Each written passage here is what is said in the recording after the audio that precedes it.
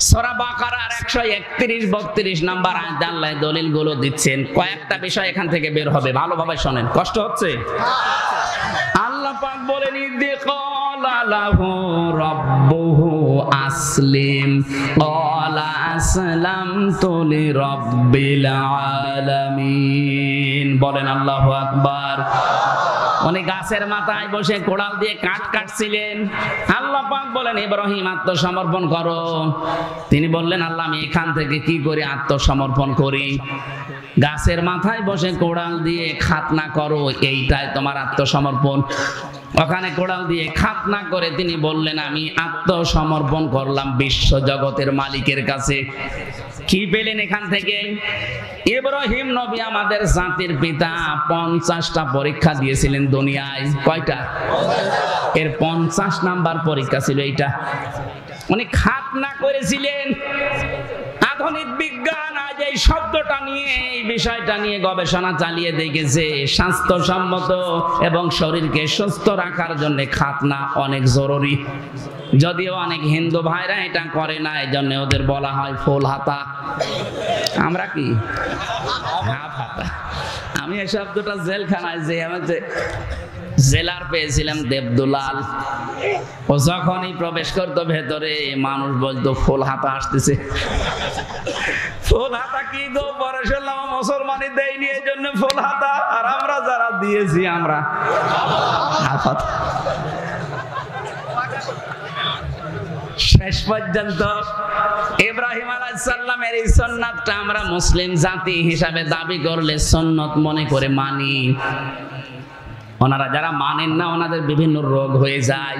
এই জন্য শিক্ষিত ধর্মীয় যারা আছে হিন্দু, দেখবেন আমি দেখেছি তাদের খোঁজ খবর নিয়ে ওরা গোপনে মুসলমান ডাক্তারের কাছে যে মুসলমানি দিয়ে দেয়। আমার যেহেতু ওই বিষয়টা না, আমার বিষয় ছিল ইব্রাহিম নবী আত্মসমর্পণ করেছিলেন। যেখানে আল্লাহ বললেন আত্মসমর্পণ করো, কি করে করবো? খাতনা করো, তাই করেছিলেন। তার মানে আপনি ইসলামে প্রবেশ করেছেন, এটার আলামত আল্লাহ যা বলে আপনি তাই। আপনার মন মতো আর কিছু করতে পারবেন না। যদি করেন তাহলে ইসলামে এখনো পরিপূর্ণ প্রবেশ। বলেন বলেন। হযরত ইব্রাহিম এবং সন্তানদেরকে ডাক দিলেন, আওয়াসা বিহা ইব্রাহিম বানিহি ওয়া ইয়াকুব ইয়া বানিয়া ইন্নাল্লাহা আসতাফা লাকুমুদ-দীন ফালা তামুতুন্না ইল্লা ওয়া আনতুম মুসলিমুন। রব্বুল আলামিন বলেন, হযরত ইব্রাহিম তোমাদের জাতির পিতা এবং ইয়াকুব কি করেছিল জানো? আত্মসমর্পণ কি করে করা লাগে দেখো।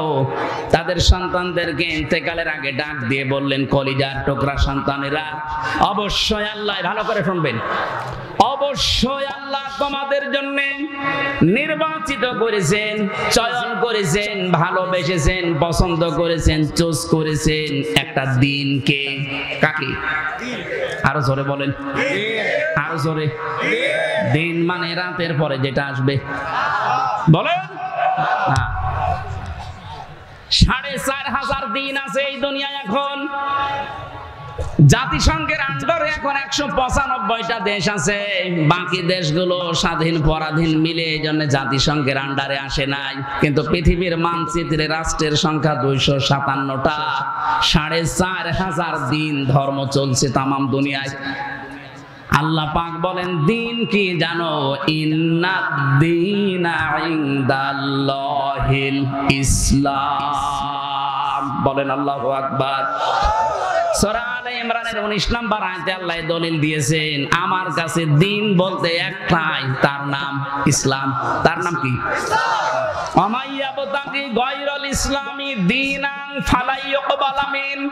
ইসলাম বাদ দিয়ে পৃথিবীর কোন দিন দিয়ে 4500 দিন আছে, যে কোন দিন দিয়ে কেউ যদি আল্লাহকে পেতে চায়, ফালাই ইউকবাল মিন, ওর জীবনের কোনো কিছু আল্লাহ কবুল করছে না, করবে না। বাংলার মুসলমানের এখান থেকে রেকর্ড হচ্ছে, কালকে সারা দুনিয়া ছড়াবে বিভিন্ন ভাষায়। আমার সামনে এখন মাত্র 20,000 মানুষ না, আমার সামনে এখন 800 কোটির উপরে মানুষ। সবাইকে উদ্দেশ্য করে বলছি, যে ভাষায় শোনেন শোনেন। 4,500 ধর্মের কোন ধর্ম দিয়ে তার মালিক পর্যন্ত যাওয়া যাবে না। যদি স্রষ্টা পর্যন্ত যেতে হয় ইসলাম নামক দিন লাগবে। আমাদের সৌভাগ্য এই আমরা কিচ্ছু না পাই, অন্তত দিন হিসাবে ইসলাম পেয়েছি। বলেন, একেবারে শুরু থেকে শেষ পর্যন্ত দিন মানা লাগবে ইসলামকে। এবার আসেন তো, একটা পরিবার থেকে শুরু হয়। একটা মানুষ বিয়ে শাদী দিয়েই তো পরিবার গঠন করে। আপনি ভালো করে সূক্ষ্মভাবে বুঝবেন, পরিবার থেকে যখন দিন শুরু হচ্ছে, দিন মানে, আরো জোরে বলেন, পরিবারে ইসলাম নেই। আরো জোরে বলেন, পরিবারে ইসলাম কি? এই যে যারা বিবাহ শাদী করতে চান, পরিবারে ইসলাম হচ্ছে বরযাত্রী খাওয়া জায়েজ নেই, ওলিমা করা লাগবে। আপনি তো দিন নেওয়া লাগবে মুহাম্মদুর রাসূলুল্লাহর কাছ থেকে। তিনি জীবনে যতগুলো বিয়ে করেছেন, কোনদিন বরযাত্রী নিয়ে 200-300 জন গেছে মেয়ের বাড়িতে? কথা বলে না কেন? তিনি যত বিয়ে করলেন, প্রতিটি বিয়েতে তিনি করেছিলেন ওলিমা, নিজের বাড়িতে মেয়েদের লোক নিয়ে এসে খাওয়িয়েছেন। কিন্তু বাংলাদেশ সহ বিশ্বের বহু জায়গায় আমি দেখতে পাচ্ছি এই দিনটা আজ পরিবারে নেই। কথা বলে না কেন? কুষ্টিয়াতেও নেই। এখানে বহু মা বাবা বসে আছে, ওরা ছেলে বিয়ে দেওয়ার সময় মেয়ের বাড়িতে আরো 200-300 জন নিয়েছে, মরণের খাওয়া খাচ্ছে। আরে এই যে বরযাত্রী, 1 নম্বর বরযাত্রী। এই সিস্টেম বন্ধ করা লাগবে, যেহেতু ইসলামে নেই। আপনি ওলিমা করবেন যতটুকু সামর্থ্য আছে বাপ দাদা, আর আপনার নিজের মেয়ের বাড়িতে থেকে আরো দরকার 100-150 মানুষ নিয়ে আনবেন। নিজের বাবার বাড়ি থেকে 100-150-200-400 মানুষ আপনি নিজের বাড়িতে ওলিমা করে খাওয়াবেন। এটা দিন। এই দিন এখন থেকে চালু করা যায় না? আজকে থেকে সিদ্ধান্ত নেওয়া লাগবে, জীবনে আর বরযাত্রী যাব না, ওলিমায় যাব। না, আপনারা রাজি হচ্ছেন আমি জানি, অনেকে লস হয়ে যাবে। আমি বারবার বলছি, কারণ আমার 3টা মেয়ে, আমার তো ঝামেলায় পড়া লাগবে। আরে ভাই, ইসলাম তো বলা যাবে নাকি? আমারটাও একটু সমস্যা হয়েছিল বিয়ের সময়। আসলে আমরা তো গ্রাম্য মানুষ, ওই সময় তো বুঝতাম না। আমি তাও 7-8 জন নিয়ে গেছি মাত্র, খুব বেশি কষ্ট আমার শ্বশুরের হয়নি। কিন্তু আমার 3টা মেয়ে, এখন যদি ওলিমার এই ফতোয়া না দিয়ে আবার এই বরযাত্রী চালায়, আমার কত ক্ষতি হয়ে যাবে না? আমার বাঁচার জন্য হলো না, এই মাসলাটা বললাম। যাদের দিন মানার ইচ্ছা আছে, ইসলাম হিসাবে পারিবারিক জীবন থেকে মানা লাগবে। কথা বলে না কেন? আজকে থেকে যারা বললেন যে না আর বরযাত্রী যাব না, সত্যি মানতে পারবেন তো? এটা রেকর্ড হয়ে এই যে কালকে ছড়াবে। যদি মানতে না পারেন, আবার বরযাত্রী 2-3 ট্রাক যাচ্ছেন, কুষ্টিয়ার বদনাম হয়ে যাবে। আমি আশা করছি এই সুন্নাতটা, এই দিনটা কুষ্টিয়া থেকে আরম্ভ হবে ইনশাআল্লাহ। আমরা এখন থেকে বরযাত্রীতে নে আসি কিসে? ওলিমায়। বলেন বলেন, ওলিমা হয় মেয়ের বাড়িতে না ছেলের বাড়িতে? এবার দেখেন আপনার ঈমান কি বলে। মেয়েরা যারা এসেছেন দিন হিসাবে আপনার পরিবারে, যখন বিয়ে করে আসবে স্বামীর বাড়িতে, কিভাবে দিন মানবেন? শুধু নামাজ পড়া, রোজা রাখা আর কালো বোরকা পরাই দিন না। তিরমিজি শরীফ, আল্লাহর নবী বলেন, ইদা নাযারা ইলাইহা সাররাতুহু, স্বামী যখন বাইরে থেকে এসে তোমার দিকে তাকাবে, তখন অভ্যর্থনা জানাবে স্বামীকে, খুশি করার জন্য, আনন্দ দেওয়ার জন্য যা লাগে তুমি তাই করবে। দরকার হয় কাকু কুতু দেবে। কি কথা বলছেন এখন? স্ত্রী হিসাবে স্বামীকে কাকু কুতু দেওয়া জায়েজ নেই। পারিবারিক জীবনে এই খুনসুটিটা নেই, এই জন্য হাজারো পরিবারে পুরুষ মানুষ বাইরে লাইন করে। আরো জোরে বলেন।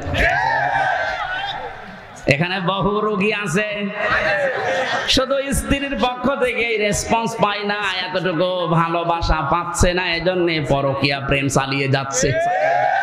জোরে বলেন সুবহানাল্লাহ। না, আমি উদ্বুদ্ধ করছি না, কিন্তু মেয়েদের এই উদাসীনতার কারণে আজ হাজারো পুরুষ মানুষ লাইন করছে। কথা বলে না কেন? কারা কারা করছেন একটু হাত তোলেন তো। এই একজন না, এটা ঠিক আছে ভাই, মেয়েরা আমি আশা করছি হাসির ছলে বললেও আপনারা এটা মানবেন। পরিবারে আজ হাজারো পরিবারে এই এতটুকু বিষয়ের কারণে মানুষ লাইন পর্যন্ত করে ফেলছে। কথা বলে না কেন? 2 নম্বরে ওয়াইদা গাবা আনহা হাফিজাতুহু, স্বামী যখন বাইরে যাবে মাস্ট বি আপনার শরীরকে, ইজ্জতকে, সম্ভ্রমকে, স্বামীর সন্তান আর স্বামীর সম্পদ হেফাজত করে রাখবেন। কিন্তু 100 জনের 80টা মহিলা যেটা পারছে না, ফেল হয়ে যাচ্ছে। স্বামী শুধু বাইরে যেতে দেরি, উনি মনে হচ্ছে দিন পেয়েছে। কথা বলে না কেন?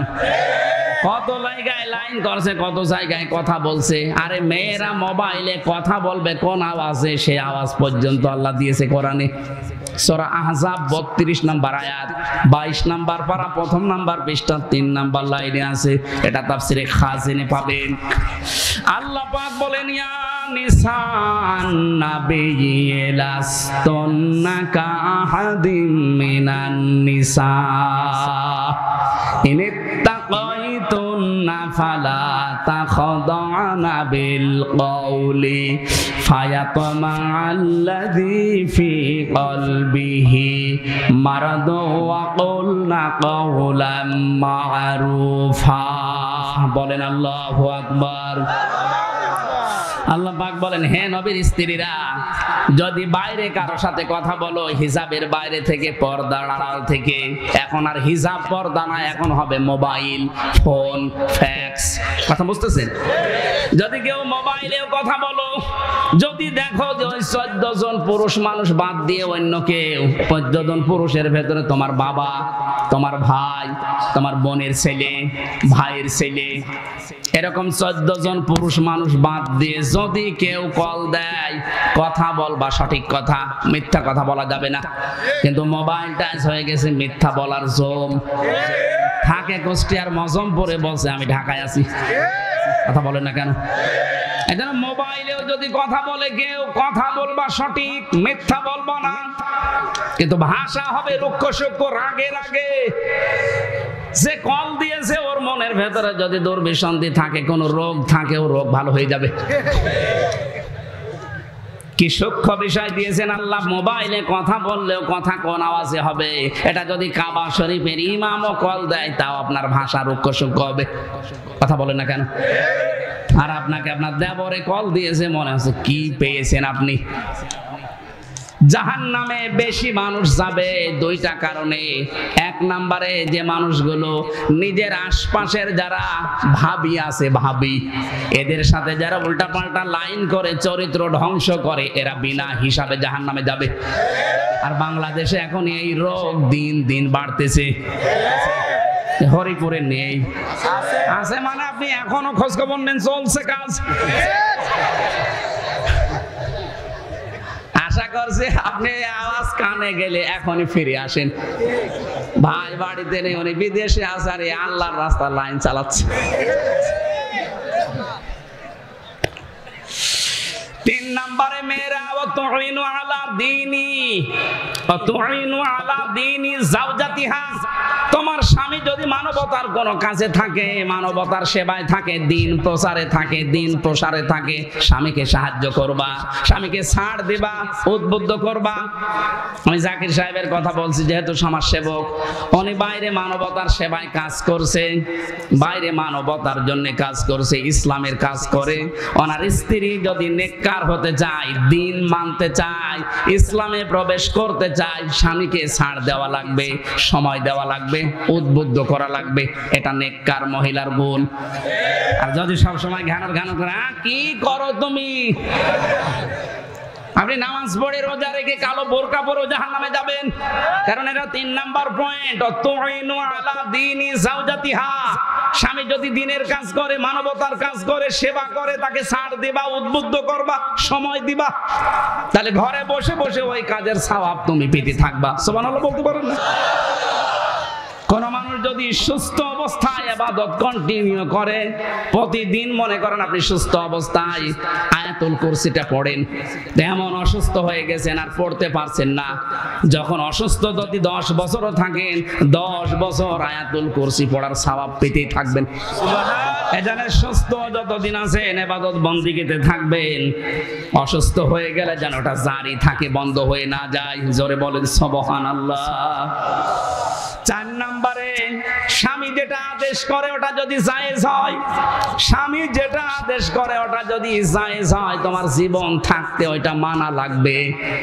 আরে আমি স্বামী, যত স্বামী এখানে বসে আছে প্রত্যেকটা স্বামীর পক্ষ নিয়ে বলছি, বাংলার প্রতিটা স্বামী চায় বিয়ের পরে আমার মা বাবা আমাদের সাথে থাকবে, কিন্তু 100 জনের 98টা বউ এটা চায় না। এক কথা বলেন। গত কয়েকদিন আগে আমি নীলফামারীর কিশোরগঞ্জ থানায় গিয়ে ওরা আমার নিয়ে গেল বৃদ্ধাশ্রমে, দেখি এইদিকে 30 জন, এইদিকে 30 জন বসে আছে মা আর বাবা। ওদের চোখের দিকে তাকিয়েই বুঝলাম প্রত্যেকটা মা বাবা সন্তানের জন্য বদদুয়া করছে। তাদের তো আমাদের মতো ছেলে আছে, মেয়ে আছে। এই ছেলেটা এই মেয়েটা আজ বাধ্য হচ্ছে মা বাবাকে বৃদ্ধাশ্রমে রেখে যেতে, বাইরে আলাদা করে দিতে, ভেন করে দিতে বাধ্য হয় ওর বর কারণে। আর ওর বউকে এবারে বারবার ফসলায় ওর বর মা আর ওর বড় বোন। এরকম শাশুড়ি আর ওই যে শেষ কার আছে হাত তোলেন তো আপনার। এদিকে ক্যামেরা চলছে, হাত মারার দরকার নেই, ভাত বন্ধ হয়ে যাবে না। উনি কত বড় ঝামেলায় থাকলে এই লজ্জা শরম ত্যাগ করে হাত তুলতে পারেন, টের পাচ্ছেন? কোথায় আছি আমরা? আর ওরা ইবাদত করে বলে। কিসের ইবাদত করেন আপনি? দিনের ভেতরে প্রবেশ করার 4টা নিয়ম বললাম। আমি তো নিজে স্বামী হয়ে সবার পক্ষ নিয়ে বললাম, সবাই বলছে হ্যাঁ, আমি হাসির খোরাকি দেইনি। যেই মেয়েরা চাই না যে শ্বশুর শাশুড়ি আমাদের সাথে থাক, ওর নামাজ রোজা ওই কালো পর্দা সব মাঠে মারা যাবে। আমি চাই আপনাদের বাঁচাতে। অনেক মহিলারা আমাকে শত্রু মনে করে, হুজুর শুধু আমাদের বাঁশ দেয় না। আপনাদের আমি বাঁশ দিতে আসিনি, আমি বাঁচাতে চাই।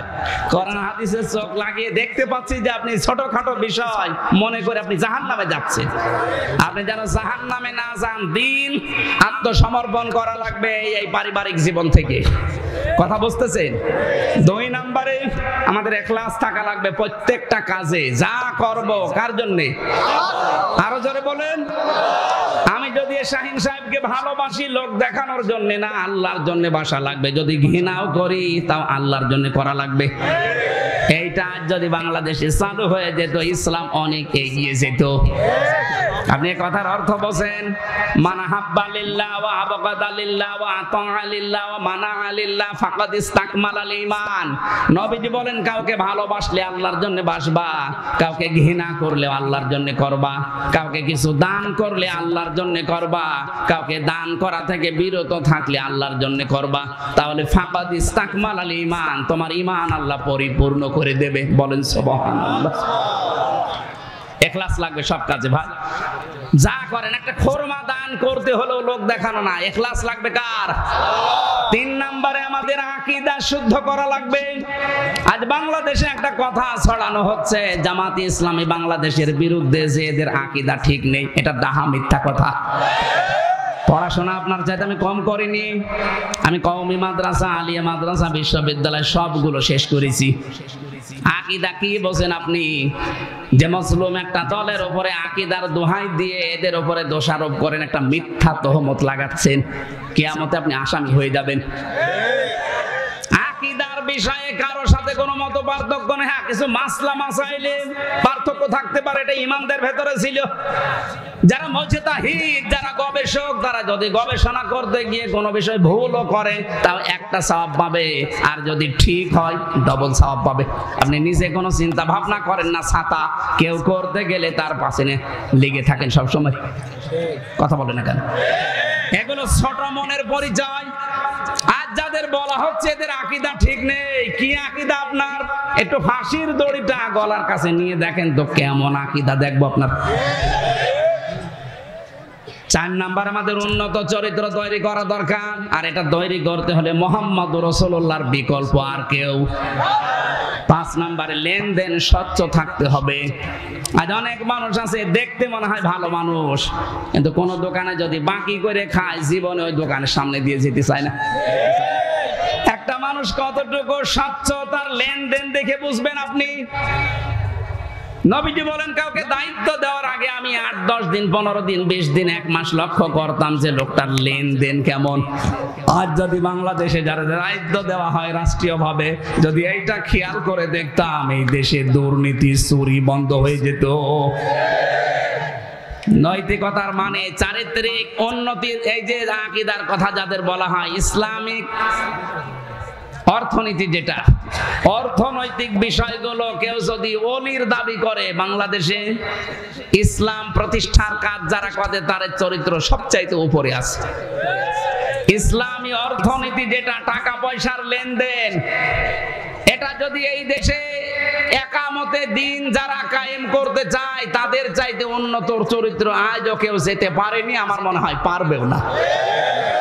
আপনি কিসের আকীদা, আকীদার প্রশ্ন তুলে আন্দাজে মিথ্যা তাদের নামে তহমত দিন, এটা বন্ধ করবেন না, এই যে আসামি হয়ে যাবেন। প্রথম নাম্বারে গেল এই 5টা, এবার দ্বিতীয় শব্দে আছে 8টা, তৃতীয় শব্দে আছে 11টা, চতুর্থ শব্দে আছে 22টা, পঞ্চম শব্দে আছে 27টা। এতগুলো বিষয় একটা একটা করে 12টা পার হয়ে গেছে, আমি এত রাত পর্যন্ত আর পারবো না। কালকে মাহফিল ডবল আছে, মাপ চাচ্ছি। আগামী থেকে আসলে একটা করে মাহফিল নেই, হাফিজ জোর করে ডেটটা নিয়েছে। আর যারা বসে আছে এরা ঘুমাবে, আমারও ঘুমানো লাগবে, ফজরের নামাজ তাহাজ্জুদ আছে, সকালে আবার যাওয়া লাগবে সেই ঝিনাইদহ। আজকের মতো শেষ করে দিচ্ছি, আগামীতে আসলে কথা বলবো। আল্লাহুম্মা আমিন।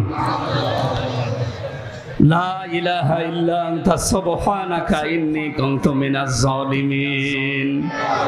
হ্যাঁ, মাথা নিচু করেন, মাথা নিচু করেন, চক্ষু বন্ধ করেন। রব্বুল আলামিন, আমার প্রাণ প্রিয় জেলা কুষ্টিয়া, আমার মাতৃভূমি, আমার জন্মভূমি, আল্লাহ তাআলা হাট শরীফপুর ইউনিয়ন পরিষদের এই ময়দানে বসে কোরআনে কারীম থেকে কিছু কথা আমরা শুনেছি। ইসলামে প্রবেশ করতে হলে যে 5টা আলামত লাগে আমরা অল্প কথায় বোঝানোর চেষ্টা করেছি। আমি আশা করছি, বিশ্বাস করছি তোমার বান্দা বান্দিরা বুঝে ফেলেছে। এদেরকে তুমি প্র্যাকটিক্যাল লাইফে আমল করার তৌফিক দাও। এ বিশাল আয়োজনে যারা শ্রম দিয়েছে আল্লাহ, মাওলানা হাফিজুর রহমান জিহাদি সহ যত মানুষ এই মাহফিলের জন্য কাজ করেছে, কোরআন প্রচার হবে, প্রসার হবে, এই নিয়ত যাদের ছিল আল্লাহ তোমার রহমত এগিয়ে দাও। এ মাহফিলের জন্য টাকা পয়সা যারা দিল, এদের টাকাগুলো হযরত ওসমানের সাথে মঞ্জুর করো। আল্লাহুম্মা আমিন। আল্লাহ তাআলা এখানে প্রধান অতিথি হিসেবে যিনি এসেছেন, আমাদের অভিভাবক শ্রদ্ধাভাজন বড় ভাই ইঞ্জিনিয়ার জাকির হোসেন সরকার, আল্লাহ তাআলা তার যে মনের ইচ্ছা আছে, জায়েজ ইচ্ছাগুলো তুমি পূরণ করে দাও। বিশেষ অতিথি অধ্যাপক সুজাউদ্দিন জব্বারকে কবুল করো। যত অতিথি আমরা এসেছি, বিশেষ করে এখানকার চেয়ারম্যান যিনি মোশতাক হোসেন মাসুদ ভাই, যে দায়িত্ব তার মাথার উপরে দিয়েছে, জনগণের সঠিকভাবে পালন করার তৌফিক দাও। আল্লাহুম্মা আমিন। আল্লাহ তাআলা, সারাটা জীবন অপরাধ করে জীবনটা নষ্ট করে ফেলেছি, হাত উঠায় কথা বলবো ভয় করে, লজ্জা করে। আমাদের অপরাধের দিকে তাকিও না, তোমার রহমতের দিকে তাকাও। আল্লাহ তাআলা, জীবনে যত অপরাধ করেছি, কোরআনের আজকের এই অনুষ্ঠানের ইজ্জতে অপরাধগুলো নেকি বানিয়ে দাও। আল্লাহুম্মা আমিন। এই শহর এলাকার মাটির নিচে যত মানুষ ঘুমিয়ে আছে, আল্লাহ কবরগুলো জান্নাতুল ফেরদাউস বানিয়ে দাও। আল্লাহুম্মা আমিন। রব্বুল আলামিন, যত অতিথি এখানে এসেছে, প্রশাসনের ভাইরা এসেছে, নিজেদের বাড়ি ঘর স্ত্রী পুত্র ছেড়ে যারা কুষ্টিয়ারে ময়দানকে পাহারা দিচ্ছে, আল্লাহ তুমি হামি ও নাসির হয়ে যাও। তাদের পরিবারস্থ লোক যারা বিভিন্ন জেলাতে আছে, এদেরকে তুমি পাহারা দিও। আমিন। এদের শরীর সুস্থ রাখো, সহি সালামতে রাখো। বাংলার প্রশাসনের উপরে দেশের মানুষের যে উল্টা ধারণা আছে আল্লাহ তুমি ধারণাটা ধারণায় পরিণত করে দাও। পুলিশ, আমি অন্যান্য দেশে যে দেখেছি পুলিশ পেলেই সাধারণ জনগণ তাদেরকে চা খাওয়ায়, কফি খাওয়ায়। এই দেশের পুলিশকে আল্লাহ তুমি এমন বানিয়ে দাও যেন এরা জনগণের বন্ধুই হয়ে যায়। যত মানুষ আমাদের মনের ভেতরে যায় আশা আছে এগুলো তুমি পূর্ণ করে দাও। মাওলানা হাফিজুর বহু কষ্ট করে আজকের এই আয়োজন সাজিয়েছে। আইলা ইঞ্জিনিয়ার টোটল সাহেব দোয়া চেয়েছে, তাকে তুমি মাফ করো, তার মা বাবাকে ক্ষমা করো। এই দেশটা যখন জুলুম থেকে মুক্ত করেছো, কিয়ামতের আগে কোনো জালেম যেন বাংলার চেয়ারের বসতে না পারে, তৌফিক দাও। রব্বুল আলামিন আসার সময় দোয়া চাচ্ছিলেন ম্যাডাম খালেদা জিয়ার জন্য, তিনি অসুস্থ, শেফায়ে কামেলা আজেলা নসিব করে দাও। তার স্বামীর জন্যও দোয়া চেয়েছে, শহীদ প্রেসিডেন্ট জিয়াউর রহমানকে তুমি মাফ করে দাও। আল্লাহুম্মা আমিন। তার সন্তান আরাফাত কবরে আছে, আল্লাহ আরাফাতুর রহমানকে মাফ করো। আর এক সন্তান বাইরে আছে, সহি সালামতে দেশের মানুষ দেশে তুমি ফিরিয়ে নিয়ে আসো আল্লাহ। চর্ম চোখে বড় আশা জাগে দেখতে যে দেশটা তোমার কালাম দিয়ে চলছে। জীবনে কিছুই যদি তোমার পছন্দ না হয়, তাইলে হাজার হাজার মানুষের দিকে তাকাও, এদের আকাঙ্ক্ষা, এদের মনের কাকতি মিনতি তোমার আইনটা আমরা দেখতে চাই। চর্ম চোখে যেন এটা দেখতে পারি, কোরআন দিয়ে বাংলার এই জমিন চলছে।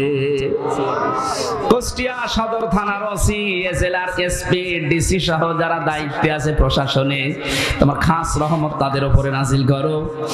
যার কাছে আজরাইল পাঠাবে মুখ দিয়ে যেন একবার হলেও বের হয়ে যায় লা ইলাহা ইল্লাল্লাহু মুহাম্মাদুর রাসূল।